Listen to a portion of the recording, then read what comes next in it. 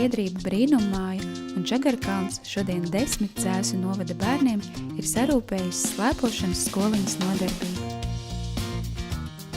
Vienam tā ir iespēja piepildīt sen lolotu sapni, uzstāties uz slēpēm, citam iepazīt jaunas sajūtas.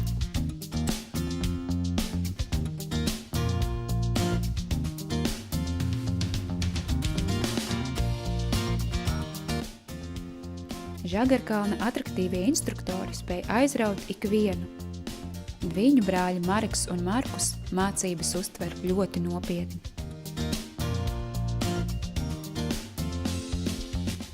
Kirils, Ksenija, lielā Alise un Vanesa nopietni seko instruktoru norādēm.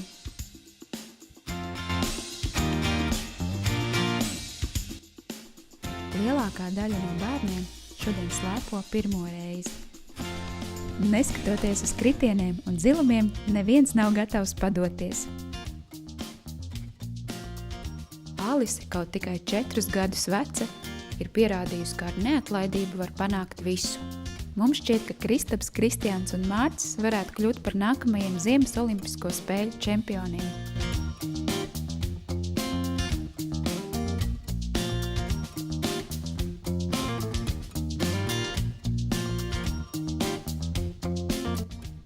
Vaicāsiet, kādēļ mēs to darām?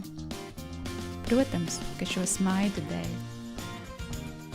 Šis biedrības Brīnummāja un Žagarkalna sadarbības projekts ir tapis iedvesmojoties no akcijas Uzdāvini brīnumu. Ziedojot līdzekļus attīstošajām nodarbībām, arī tu kādam no bērniem vari uzdāvināt brīnumu.